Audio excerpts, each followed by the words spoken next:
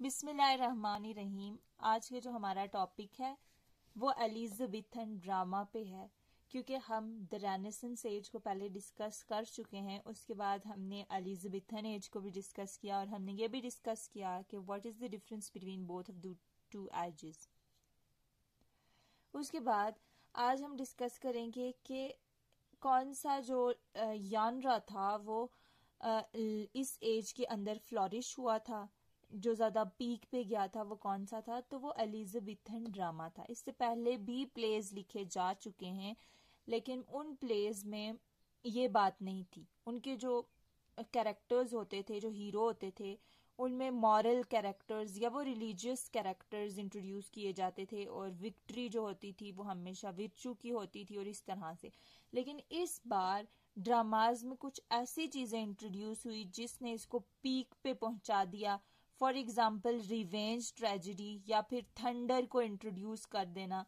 ये सारी चीजें जब आई, ब्लड थंडर जब इन्वॉल्व हुआ प्लेज के अंदर, तो इससे जो प्लेज थे, जो ड्रामाज थे, उनको एक नई पीक मिली।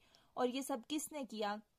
जो थंडर और ब्लड इंट्रोड्यूस कराया, यानी रिवेंज ट्रेजेडी का जो एलिमेंट था वो इंट्रोड्यूस करवाने वाला थॉमस किड था सबसे पहले, जिसको बाद में फॉलो किया शेक्सपियर ने, जिसको बाद में जिस एलिमेंट को फॉलो किया क्रिस्टोफर मार्लोव ने, और उन लेजेंड्स ने इस एज को, इस यानरा को पीक पे पहुंचा दिया। सो ये थोड़ा सा बैकग्राउंड मैंने डिस्कस किया। उसके बाद जो शेक्सपियर इतना बड़ा नाम और क्रिस्टोफर मार्लोव बहुत बड़े दो नाम हैं, रिनाउंड राइटर्स हैं, प्ले राइट्स हैं। इन सब ने क्या किया था? किससे इन्फ्लुएंस होके लिखे जा रहे थे? ये लोग लैटिन ड्रामा से इन्फ्लुएंस हुए थे। लैटिन ड्रामा के कुछ प्लेज के पार्ट को इन्होंने एग्जैक्टली वहां से उठाया है। फॉर एग्जाम्पल शेक्सपियर का जो कॉमेडी ऑफ एरर है ना, उसने प्लाटस के मैनेक्री एक प्ले है उसका, वहां से इस कॉन्सेप्ट को उठाया है और कॉमेडी ऑफ एरर को लिखा है। So this is proved now कि ये लैटिन ड्रामा का इन पे क्या इन्फ्लुएंस था। उसके बाद जो रिवेंज ट्रेजेडी है ना, जो थॉमस किड ने इंग्लिश लिटरेचर में इंट्रोड्यूस कराई थी, ये रिवेंज ट्रेजेडी भी लैटिन ड्रामा से, ये इन्फ्लुएंस जो हुए थे ये लैटिन ड्रामा से ही हुए थे। तो जैसे शेक्सपियर ने इस एलिमेंट को सेनेका के प्लेस से उठाया हुआ, जो कि रिवेंज ट्रेजेडी को यूज करता था। क्लियर? सो पहली लाइन क्लियर हो गई कि ये लैटिन ड्रामा से इंग्लिश लिटरेचर इन्फ्लुएंस था। और शेक्सपियर ने जो कॉमेडी ऑफ एरर, जो उसकी शॉर्टेस्ट कॉमेडी है, मोस्ट फेमस कॉमेडी है, मोस्ट नहीं कह सकते लेकिन पॉपुलर कॉमेडी है, वो इसने प्लाटस के प्ले मैनाक्री से लिया था। स्पेलिंग नोट करेंगे, MENAECHRI। ओके, इधर से इससे का कॉन्सेप्ट लिया था। रिवेंज ट्रेजेडी का कहां से लिया था? सेनेका के प्लेस से। क्लियर? रिवेंज ट्रेजेडी को यानी ब्लड और थंडर को इंट्रोड्यूस कराने वाला कौन था? थॉमस किड था। इसको हम बाद में देखेंगे। ये जो तीन है ना, ये फैक्चुअल इंफॉर्मेशन है। You need to remember these 3 facts. कि फर्स्ट कॉमेडी इंग्लिश लिटरेचर के अंदर कौन सी है? First comedy Ralph Roister Doister है। किसने लिखी थी? निकोलास उडाल्स ने लिखी थी। कब लिखी थी? 1552। ये तीनों बहुत इंपॉर्टेंट है। सेकेंड कॉमेडी जो है, इसको आप इतना सही से याद रखने की भी जरूरत नहीं है जितनी फर्स्ट कॉमेडी, क्योंकि ये पूछा जाता है। सेकेंड कॉमेडी उसी के अगले साल लिखी गई, लेकिन एक डिफरेंट पर्सन ने लिखी, और वो था जोहन स्टील। इसने लिखी थी Gammer Gurton's Needle. Okay, first tragedy बहुत इंपॉर्टेंट है, गार्बोडक है। इसमें जो था इसके अंदर जो था वो ब्लड और थंडर को इंट्रोड्यूस नहीं किया गया था अभी। ये किसने लिखी थी?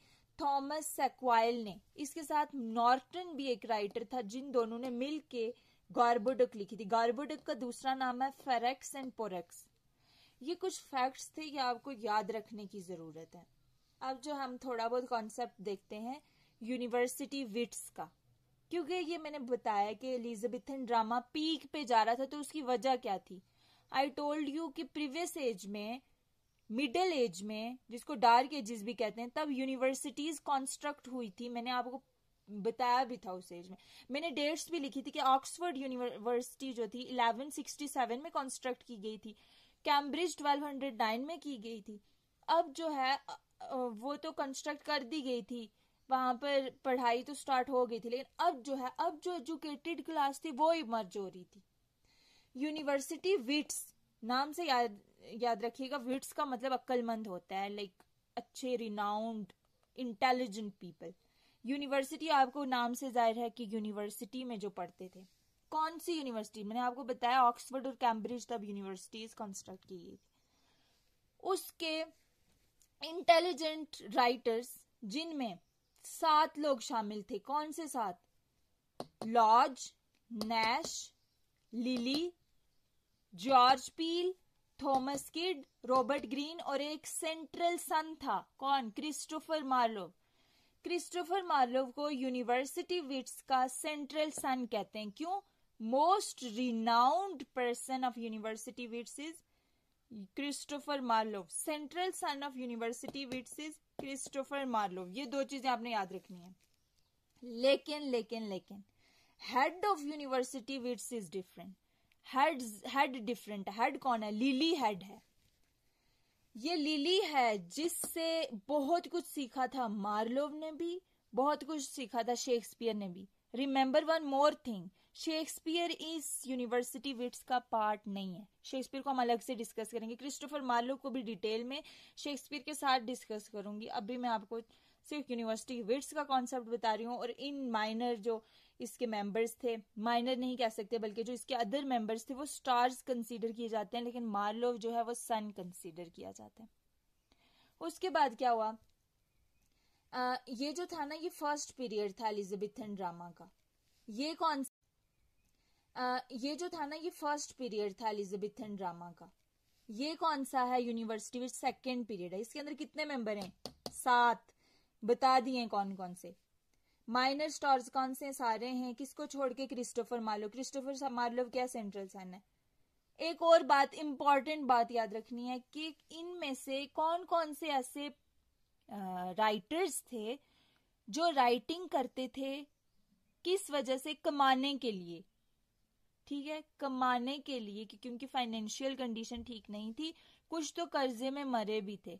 तो वो कौन कौन से थे? ये देखें, मैंने साइड पे बॉक्स में लिखा हुआ है, अर्न बाय लिटरेरी वर्क्स, कि कौन से थे जो लिटरेरी वर्क्स से कमाते थे। तो उनमें मार्लोव का नाम भी आता है। इतना बड़ा राइटर और वो कमाने के लिए लिख रहा था। Marlowe, green, Nash, George Peele, ये जो राइटर्स थे ये कमाने के लिए लिखते थे। क्लियर? उसके बाद इवन रॉबर्ट ग्रीन के बारे में तो ये कहा जाता है कि ये कर्ज में मरा था। ओके, इसके फेमस प्लेस देखेंगे। ऑरलैंडो फ्यूरिसो, आप इसको किस तरह से याद रखेंगे? Because we are Pakistani, we are green. हमारी जो ऑरलैंडो लैंड है वो क्या है? ग्रीन है।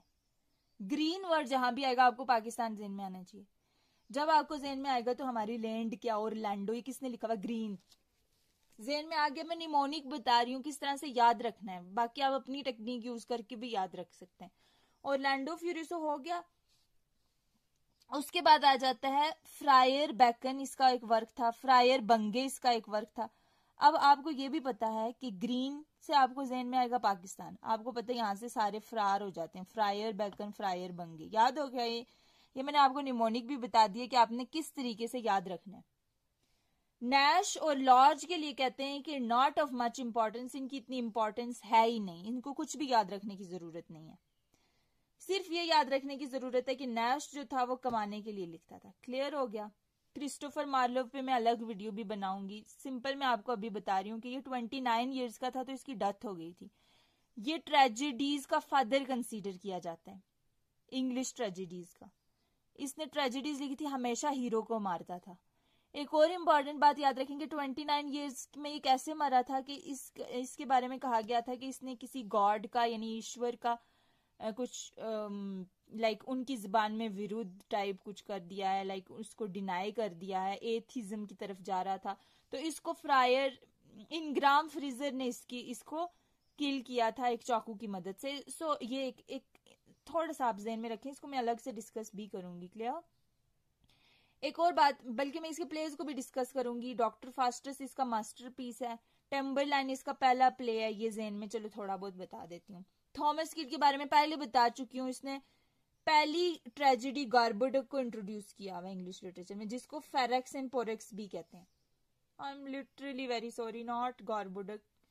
इसने जो किया था स्पेनिश ट्रेजेडी को इंट्रोड्यूस किया था इंग्लिश, ब्लड एंड थंडर को इंट्रोड्यूस किया था। सॉरी ये जो थी ये तो थॉमस सेक्वाल और नॉर्टन ने लिखी थी ना, सॉरी। इंग्लिश लिटरेचर के अंदर थॉमस किड ने किसको इंट्रोड्यूस किया? ब्लड एंड थंडर को। स्पेनिश ट्रेजेडी का ये फादर कंसीडर किया जाता है। बहुत इंपॉर्टेंट बात है, स्पेनिश ट्रेजेडीज एक बहुत इंपॉर्टेंट वर्क है, ये मत भूलिएगा। एक और बात कि बाकी जो इसके मेंबर हैं कुछ ऑक्सफोर्ड से पढ़े हैं, कुछ कैम्ब्रिज से पढ़े हैं, लेकिन ये जो था ये किसी यूनिवर्सिटी से नहीं पढ़ा था। ये 2-3 बातें इसकी बहुत इंपॉर्टेंट है। एक कि इसने ब्लड और थंडर को इंट्रोड्यूस किया, स्पेनिश ट्रेजेडी इसने लिखी हुई है, किसी यूनिवर्सिटी से भी नहीं पढ़ा हुआ ये। और दूसरा, इसने जो गार्बोडक थी ना, वो तो बिल्कुल सिंपल ट्रेजेडी थी, लेकिन इसने क्या किया, इसने ब्लड और थंडर को इंट्रोड्यूस किया, जिसकी वजह से रिवेंज ट्रेजेडी इंग्लिश लिटरेचर के अंदर बहुत फेमस हुआ, जो कि शेक्सपियर ने भी यूज किया हुआ। ये भी डिस्कस हो गया, ये भी। एक और बात बता देती हूँ कि यूनिवर्सिटी विट्स वो होते हैं जो या तो ऑक्सफोर्ड से पढ़े हों या तो कैम्ब्रिज से पढ़े हों और रिनाउंड राइटर्स जिनने अच्छे काम किए हों। अब मैं आपको ये भी बता देती हूँ कि कैम्ब्रिज से कौन पढ़ा था इनमें से और ऑक्सफोर्ड से कौन पढ़ा था। थॉमस किड के बारे में बता दिया, किसी भी यूनिवर्सिटी से नहीं पढ़े थे, इनकी अपनी राइटिंग्स की वजह से इनको यूनिवर्सिटी विट्स में रखा गया है। क्रिस्टोफर मार्लोव, ये मैंने लिखा हुआ, क्रिस्टोफर मार्लोव, ठीक है। नैश, रॉबर्ट ग्रीन, ये देखिए ऊपर भी एरो किया हुआ, नीचे भी, इसका मतलब 1 2 3। ये जो 3 थे कैम्ब्रिज यूनिवर्सिटी से पढ़े थे। मार्लोव को ऐसे याद रख लें कि एम से मार्लोव और कैम्ब्रिज में एम आता है, ऑक्सफोर्ड में तो एम नहीं ना आता, तो इस तरह से आप याद रख लो कि कैम्ब्रिज यूनिवर्सिटी से पढ़ा था। नैश और ग्रीन को भी याद रख लो। बाकी जितने बच्चे वो ऑक्सफोर्ड से पढ़े, थॉमस किड तो कहीं से भी नहीं पढ़े थे। लिली एक इंपॉर्टेंट नाम है, ठीक है, लिली इंपॉर्टेंट है, जिसने यूफिसिस लिखी हुई है। मे बी मैं इसको गलत प्रोनाउंस कर रही हूँ, आप चेक कर लीजिएगा। प्लेस भी इसके इंपॉर्टेंट हैं, ओके। सफू एंड फाऊ, मिडस और कंपास्पी इसके प्लेस हैं। मैंने आपको पहले बताया था कि ये हेड ऑफ यूनिवर्सिटी विट्स है, ये नहीं भूलना। जॉर्ज पील के बारे में मैं आपको बता दूं, ये जो था ये एक्टर भी था, राइटर भी था, जैसे शेक्सपियर एक्टर भी था, राइटर भी था। शेक्सपियर ने तो खुद भी अपने प्लेस परफॉर्म किए हुए, रोल परफॉर्म किए हुए, जैसे उसने गूस्ट का कैरेक्टर का उसने क्या कहते हैं उसको, हैमलेट में जो अपना खुद परफॉर्म किया हुआ। सो ये भी एक्टर था, ये भी राइटर था। किसके लिए फेमस था? Famous after Marlowe. मार्लोव के बाद अगर कोई इनमें से फेमस था, रिनाउंड था, वो कौन था? George Peele. हेड ये था, मोस्ट फेमस ये था, सेकंड पे फेमस ये है। इसके इंपॉर्टेंट जो प्लेज हैं वो हैं डेविड एंड बाथशेबा, जो इसका मोस्ट फेमस वर्क है। उसके बाद अरेंजमेंट ऑफ पेरिस और ब्लैंक वर्स इसने इंट्रोड्यूस कराई थी, जिसके बाद इन्होंने सीखा था इससे। उसके बाद जो बहुत इंपॉर्टेंट बात मैं थोड़ा सा बताना भूल गई, वो ये थी कि इस टर्म यानी यूनिवर्सिटी विट्स को किसने कॉइन आउट किया था? जॉर्ज सेंट्सबरी ने। जॉर्ज सेंट्सबरी ने ये लिखा है। Thank you so much.